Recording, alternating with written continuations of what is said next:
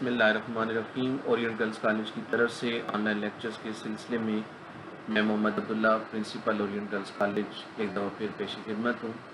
Online lectures के सिलसिले में मैं BA ज़ूलॉजी सेमेस्टर 2 का कोर्स केमिस्ट्री 2 पढ़ा रहा हूँ और इस कोर्स के अंदर हम अनसैचुरेटेड हाइड्रोकार्बन्स का चैप्टर पढ़ रहे हैं। आज हम इस चैप्टर के अंदर अल्काइंस का सेक्शन स्टार्ट करेंगे। इस सेक्शन में हम अल्काइंस के जनरल मेथड्स ऑफ प्रिपरेशन, उनकी केमिकल रिएक्टिविटी और उनके मुख्तलिफ केमिकल रिएक्शंस को डिस्कस करेंगे। अल्काइंस, जैसा कि हम जानते हैं, वो हाइड्रोकार्बन होते हैं जिनमें एक या एक से ज़्यादा ट्रिपल बॉन्ड्स पाए जाते हैं। जो सिंपलेस्ट अल्काइन है उसका नाम एसिटाइलिन है और उसका फार्मूला C2H2 है।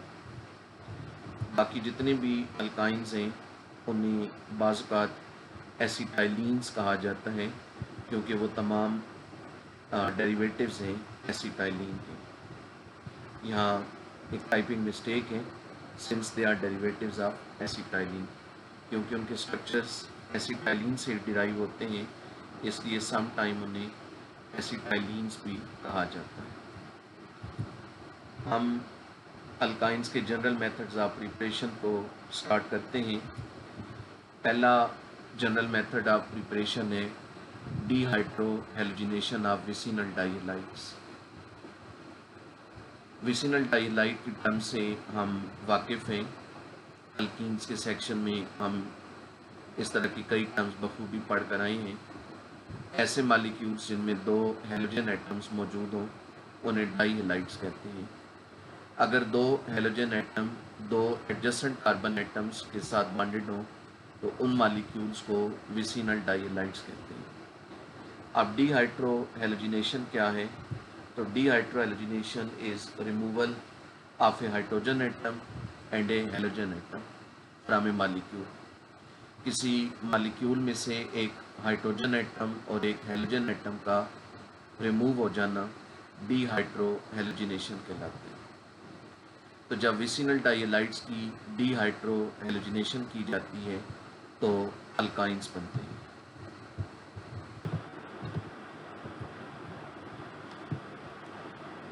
अब डीहाइड्रो हैलोजिनेशन की कैसे जाती है?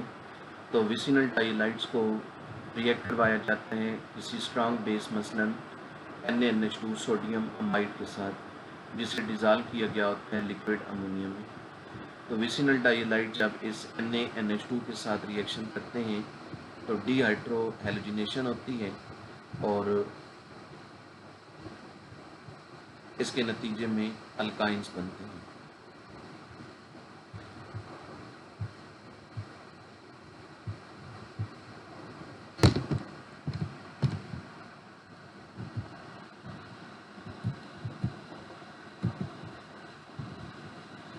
मसलन ये एक विसिनल डाइहैलाइड है 1,2-डाइब्रोमो इथेन। इसे अगर NaNH2 के साथ रिएक्ट करवाया जाए इन लिक्विड अमोनिया सॉल्वेंट तो क्या होगा? ये जो दो कार्बन एटम्स हैं इन दोनों में से एक एक हाइड्रोजन एटम रिमूव होगा और एक एक ब्रोमीन एटम रिमूव होगा। इन दो कार्बन्स के दरमियान दो नए पाई बॉन्ड बनेंगे, इस तरह इनके बीच ट्रिपल बॉन्ड हो जाएगा। तो इन दोनों के साथ से ये हाइड्रोजन भी हटा दें, ब्रोमीन भी हटा दें तो हमें ये चीज़ हासिल होगी acetylene CH triple bond CH। इसके साथ क्या होगा? जो दो हाइड्रोजन एटम में वो दो NH2 आइंस के साथ मिलकर NH3 के मालिक्यूल बना देंगे। वो NH3 जो पहले वाली अमोनिया उसका हिस्सा बन जाएंगे और जो दो ब्रोमाइड आइन होंगे वो दो सोडियम आइन के साथ कंबाइन होकर NaBr बना देंगे। तो यहाँ बाकी प्रोडक्ट्स जो मेंशन नहीं है वो अगर मेंशन आप करना चाहें तो वो क्या होंगी? 2NaBr plus 2NH3। एक और एग्जांपल है 1,2-डाइब्रोमोप्रोपेन। इसको अगर NaNH2 के साथ रिएक्ट करवाएं तो अब ये जो दो कार्बन्स हैं इन दोनों में से एक एक हाइड्रोजन एटम रिमूव होगा और एक एक ब्रोमीन एटम रिमूव होगा। इन दोनों कार्बन के बीच ट्रिपल बॉन्ड बनेगा तो क्या हासिल होगा? CH3 C triple bond CH3 C triple bond CH, ये एक अल्काइन बन गया जिसका नाम है प्रोपाइन।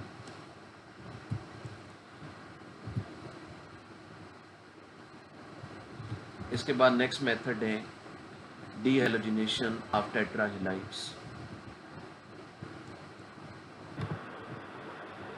इसके बाद हम अगला मेथड देखते हैं और वो है डीहेलोजिनेशन ऑफ टेट्राहेलाइड्स। टेट्राहेलाइड्स वो मॉलिक्यूल्स होते हैं जिनमें 4 हेलोजन एटम पाए जाएं।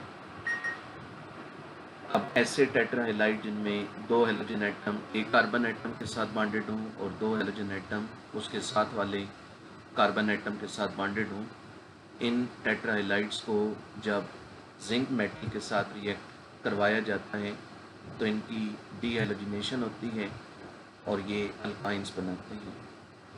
डीहेलोजिनेशन यानी removal of halogen atom from A molecule. तो डीहेलोजिनेशन उस वक्त होती है जब टेट्राहेलाइड्स को जिंक मेटल के साथ रिएक्ट करवाया जाए। इस रिएक्शन में क्या होता है, 4 हेलोजन एटम्स रिमूव होते हैं, 2 हेलोजन एटम एक कार्बन से 2 दूसरे कार्बन से, और उन 2 कार्बन के बीच 2 नए पाई बॉन्ड बनते हैं और इस तरह उनके बीच ट्रिपल बॉन्ड हो जाता है। मसलन ये एक टेट्राहेलाइड है, इसका नाम है 1122 टेट्राब्रोमो इथेन। इसे अगर जिंक के साथ हीट किया जाए तो जिंक के 2 एटम्स इसके साथ रिएक्शन करेंगे, इन दोनों कार्बन से ये 2 Br निकल जाएंगे, इनके बीच ट्रिपल बॉन्ड हो जाएगा। तो इस तरह ये अल्काइन बन जाएगा एसिटाइलिन या इथाइन, और साथ में 2 जिंक ब्रोमाइड के मॉलिक्यूल बन जाएंगे। एक और एग्जांपल देखें, ये है 1122 टेट्राब्रोमोप्रोपेन। इसको अगर जिंक के साथ हीट किया जाए तो इन दोनों कार्बन से 2 ब्रोमीन एटम रिमूव होंगे, इन दोनों कार्बन के बीच ट्रिपल बॉन्ड आएगा और ये एक अल्काइन बन जाएगा CH3C ट्रिपल बॉन्ड CH, जिसका नाम है प्रोपाइन।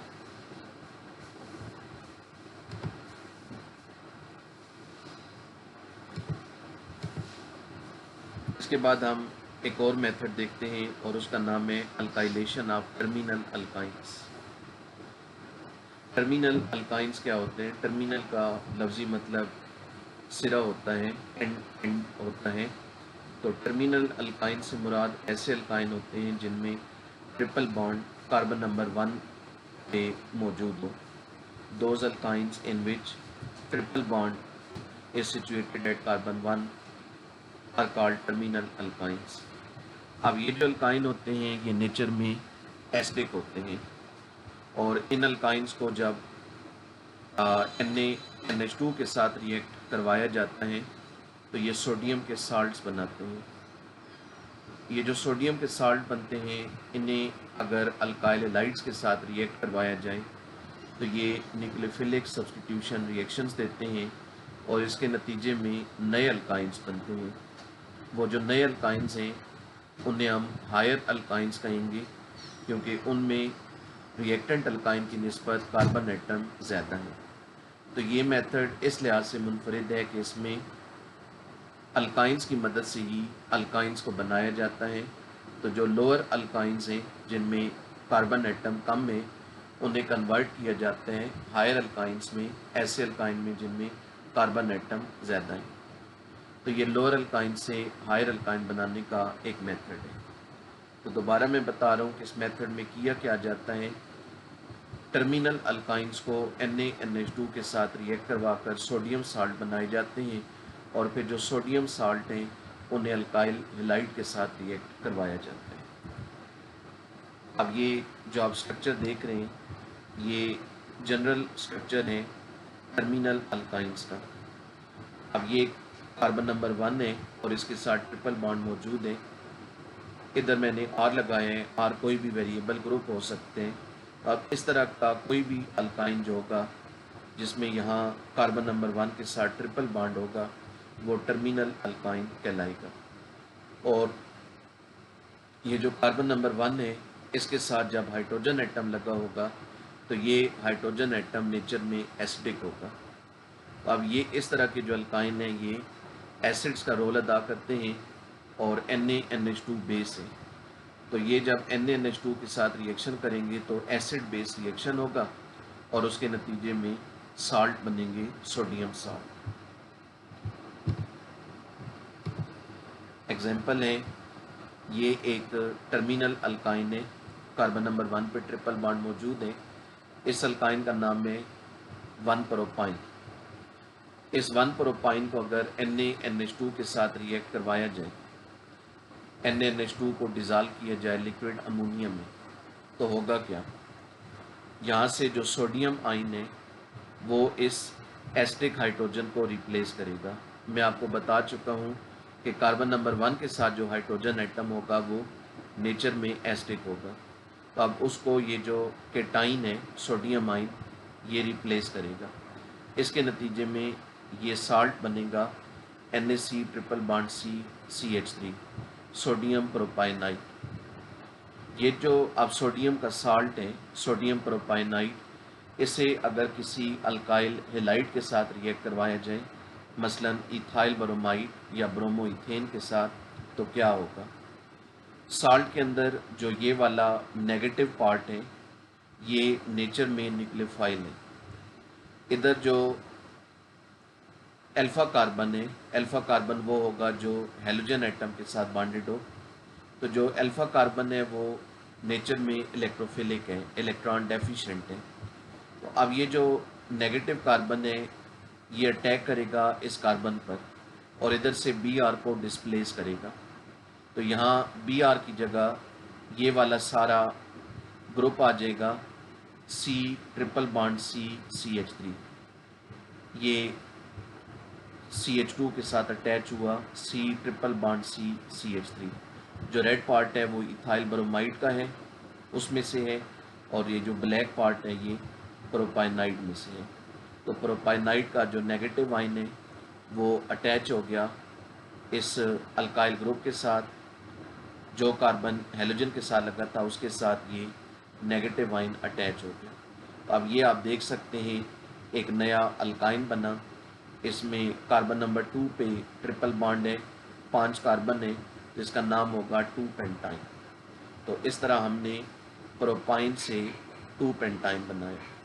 नोट करें कि 2 पेंटाइन में जो ये वाला 3 कार्बन का पार्ट है ये आया है प्रोपाइन में से, और ये जो 2 कार्बन वाला रेड पार्ट है ये आया है इथाइल ब्रोमाइड से।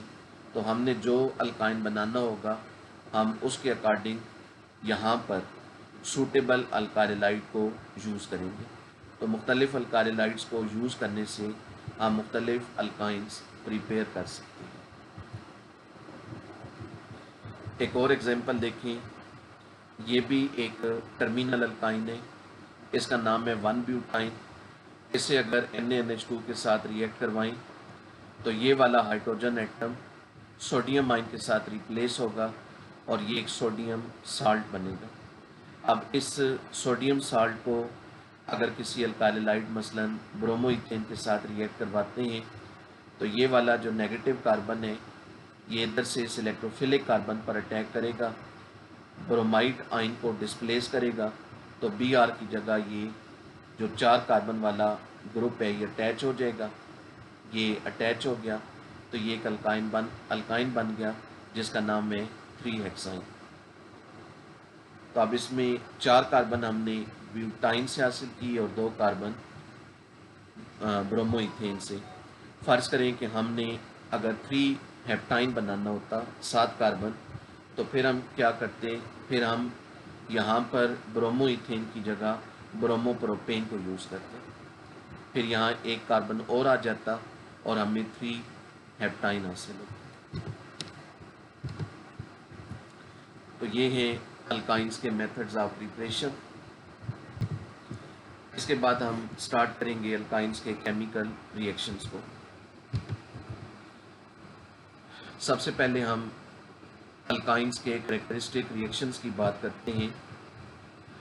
अल्काइंस उन ऑर्गेनिक कंपाउंड्स में से हैं जो बहुत ज़्यादा रिएक्टिव होते हैं और इनकी जो रिएक्टिविटी है वो पाई बॉन्ड्स की वजह से होती है। अल्कीन की तरह अल्काइन में भी पाई बॉन्ड पाए जाते हैं, तो इस वजह से ये भी अल्कीन की तरह बहुत ज़्यादा रिएक्टिव होते हैं। अल्कीन्स की दफ़ा आप ये पढ़ चुके हैं कि पाई बॉन्ड जो है उसके बनने में partially field P orbitals parallel fashion में ओवरलैप करते हैं। जो बॉन्ड बनता है उसमें इलेक्ट्रॉन्स को फाइंड करने की जो प्रोबेबिलिटी है वो उस थ्रेटिकल लाइन से अबव और बिलो लाई करती है जो दो न्यूक्लियाई को मिला रही होती है। इसलिए पाई इलेक्ट्रॉन्स पर जो न्यूक्लियस यानी प्रोटॉन्स का होल्ड है वो कम होता है और जो पाई बॉन्ड है वो वीक होता है।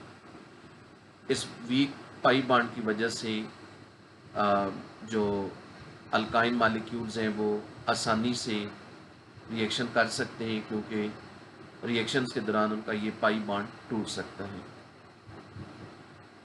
अल्कीन्स की तरह अल्काइन जो हैं वो भी फिर इलेक्ट्रोफिलिक रिएजेंट के साथ रिएक्शन करते हैं और इलेक्ट्रोफिलिक एडिशन रिएक्शन देते हैं। अब अल्कीन और अल्काइन में ये फ़र्क है कि अल्काइन में क्योंकि दो पाई बॉन्ड्स हैं तो अल्काइन में जो रिएजेंट होगा उसका एक मालिक्यूल भी ऐड हो सकता है और दो मालिक्यूल भी ऐड हो सकते हैं। अगर एक मालिक्यूल ऐड हो तो एक पाई बॉन्ड टूटेगा, ट्रिपल बॉन्ड की जगह डबल बॉन्ड आ जाएगा। अगर दो मालिक्यूल ऐड हो तो दोनों पाई बॉन्ड टूटेंगे और ट्रिपल बॉन्ड कन्वर्ट हो जाएगा सिंगल बॉन्ड में। कब एक मालिक्यूल ऐड होगा, कब दो मालिक्यूल ऐड होंगे, ये डिपेंड करेगा कंडीशंस पर। कंडीशंस को वेरी करके हम इस चीज़ को मुमकिन बना सकते हैं कि एक मालिक्यूल ऐड हो या दो मालिक्यूल ऐड हो। अब अल्काइंस इलेक्ट्रोफिलिक एडिशन रिएक्शंस के अलावा कौन से रिएक्शन देते हैं? एक दिन के वही इलेक्ट्रोफिलिक एडिशन रिएक्शंस हैं, उसके अलावा ऑक्सीडेशन रिएक्शंस, एसिडिक रिएक्शंस और पॉलीमराइजेशन रिएक्शंस ये देते हैं। तो चार तरह के अल्काइंस रिएक्शंस देते हैं। हम सबसे पहले एडिशन रिएक्शंस को पढ़ेंगे और एडिशन रिएक्शंस में हम सबसे पहले पढ़ेंगे हाइड्रोजनेशन को। हाइड्रोजनेशन को हम कई जगहों पर पढ़ चुके हैं, अल्केन्स की प्रिपरेशन में, अल्कीन्स की प्रिपरेशन में और फिर अल्कीन्स के रिएक्शंस में। हम पढ़ चुके हैं कि अल्कीन्स या अल्काइंस को जब हाइड्रोजन के साथ रिएक्ट करवाया जाता है किसी मेटल मसलन निकल प्लाटिनम या प्लाटियम की मौजूदगी में तो अल्केन बनते हैं। ये रिएक्शन एक्सोथर्मिक है और हीट जो रिलीज़ होती है उसको हीट ऑफ हाइड्रोजनेशन कहते हैं। जो मोस्ट कॉमनली यूज कैटलिस्ट है इस मकसद के लिए वो रेनाई निकल है। ये रेनाई निकल कैसे बनाया जाता है? इस मकसद के लिए निकल और एल्यूमिनियम पर मुश्तमिल जो अलाय हैं उसको कास्टिक सोडा में डिप किया जाता है।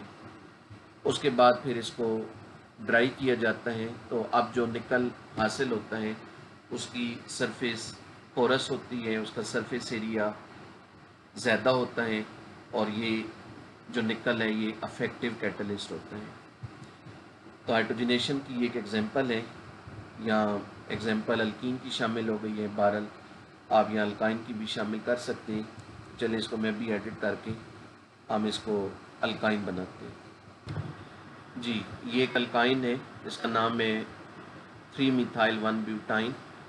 तो इसे अगर हाइड्रोजन के साथ रिएक्ट करवाया जाए in the presence of nickel metal तो हाइड्रोजन के 2 मोल ऐड होंगे across this triple bond. 2 hydrogen atom इस कार्बन में ऐड हो जाएंगे, 2 इस कार्बन में, इन कार्बन के बीच सिंगल बॉन्ड रह जाएगा और ये एक अल्केन हमें हासिल होगा आइसोपेंटेन। इस दौरान जो हीट रिलीज होगी उसकी अमाउंट होगी 126.8 किलो जूल पर मोल। अब हाइड्रोजनेशन के हवाले से आप पार्शियल हाइड्रोजनेशन भी पढ़ चुके हैं जब हमने अल्कीन्स के मेथड ऑफ प्रिपरेशन पढ़े थे। अभी जो हमने एग्जांपल ली उसमें हमने देखा है कि अल्काइन के हाइड्रोजन के 2 मोल अल्काइन के साथ रिएक्शन करते हैं और अल्केन बनाते हैं। हम ये भी मुमकिन बना सकते हैं कि अल्काइन के 1 मोल के साथ हाइड्रोजन का 1 ही मोल ऐड हो।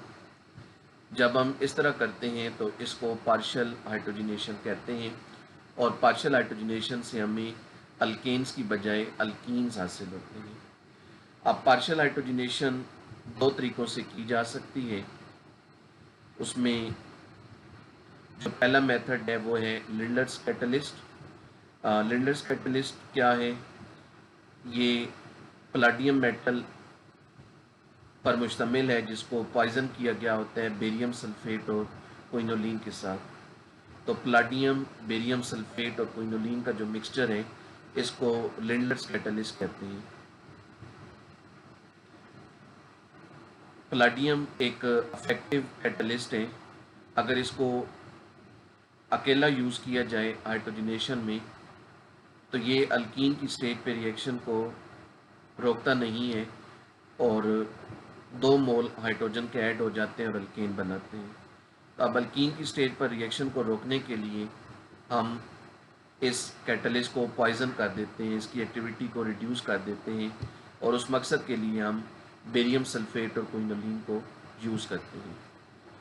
और इस मेथड में फिर जो अल्कीन हमें हासिल होते हैं वो याद रखें सिस कन्फिग्रेशन रखते हैं, हमें सिस अल्कीन हासिल होते हैं।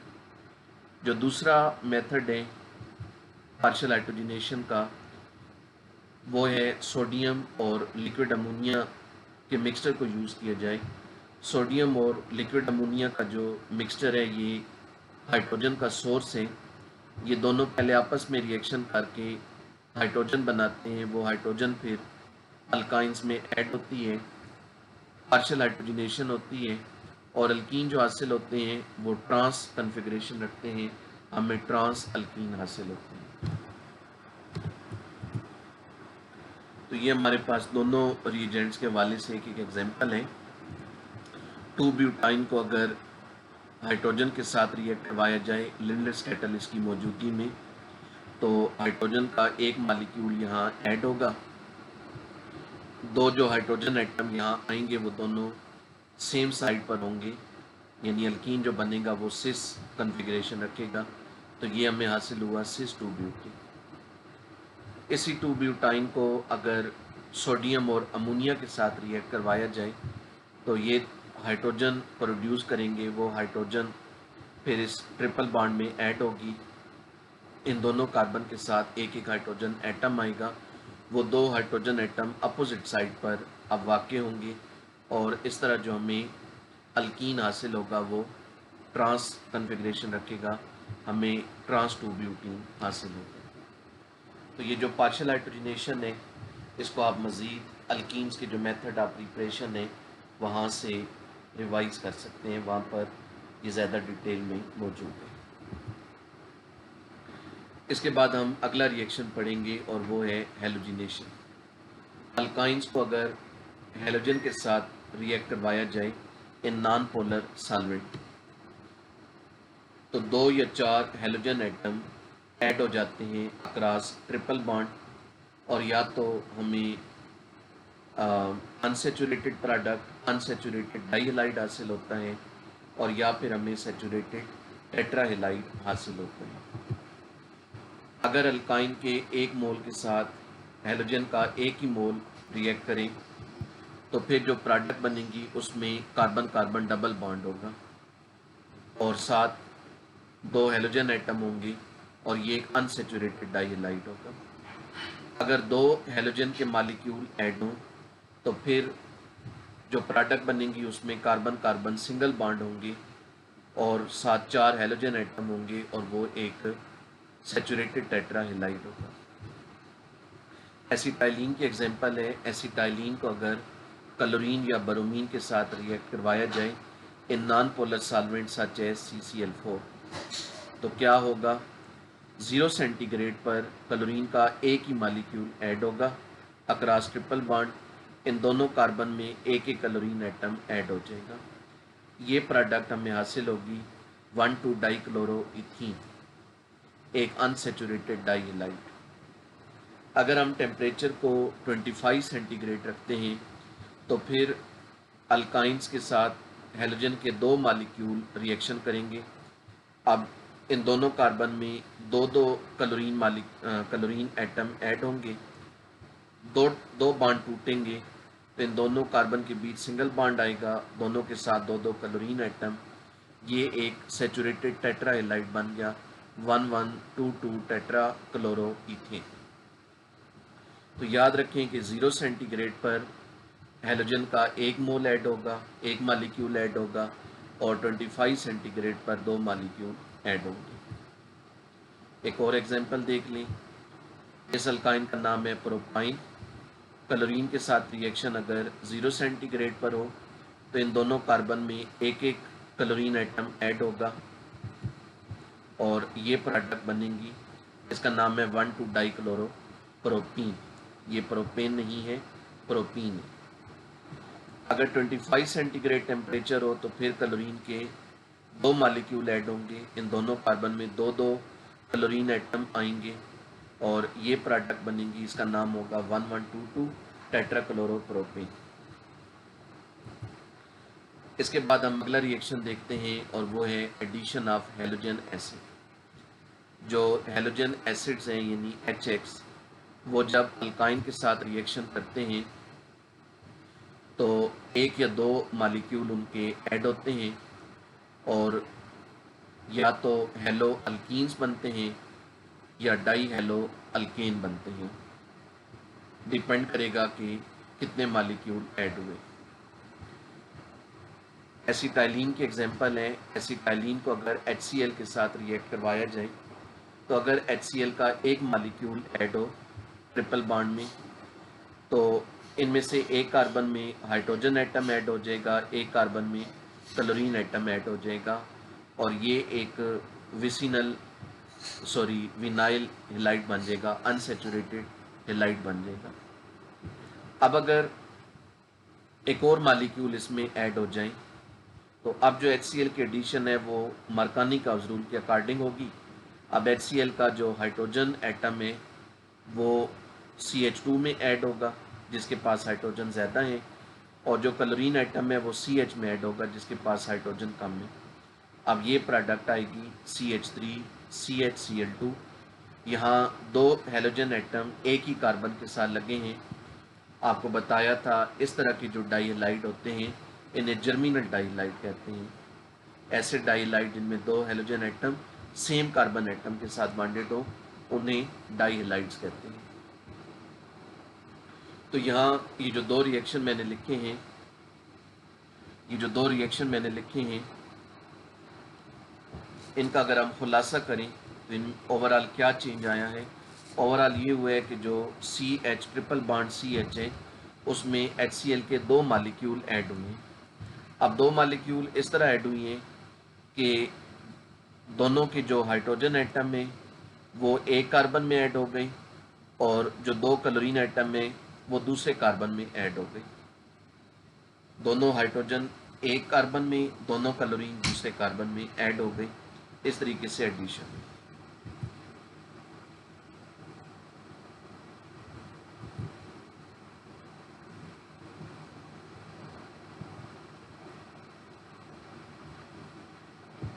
एक और एग्जांपल है, ये प्रोपाइन है। अब मैं यहाँ पर शो कर रहा हूँ कि अगर HCl के 2 मालिक्यूल ऐड हो, यहाँ टाइपिंग मिस्टेक है, यहाँ है 2 मालिक्यूल्स आर एडेड। जब 2 मालिक्यूल ऐड होंगे तो एडिशन किस तरह होगी। ये प्रोपाइन अनसिमेट्रिकल है तो मरकानी-काउज़ रूल अप्लाई होगा। 2 हाइड्रोजन एटम्स को CH के साथ लगा दें जिसके पास हाइड्रोजन ज़्यादा है, और 2 क्लोरीन एटम जो हैं उन्हें C के साथ लगा दें जिसके पास हाइड्रोजन कम है। यहाँ एक और मिस्टेक है जी। अब देखें CH में 2 हाइड्रोजन एटम ऐड होंगे, CH3 बन गया, और C में 2 क्लोरीन एटम ऐड होंगे तो ये एक जर्मिनल डाइहाइलाइड बन गया 2,2 डाइक्लोरोप्रोपेन। तो यहाँ मरकानी-काउज़ रूल अप्लाई हुआ है।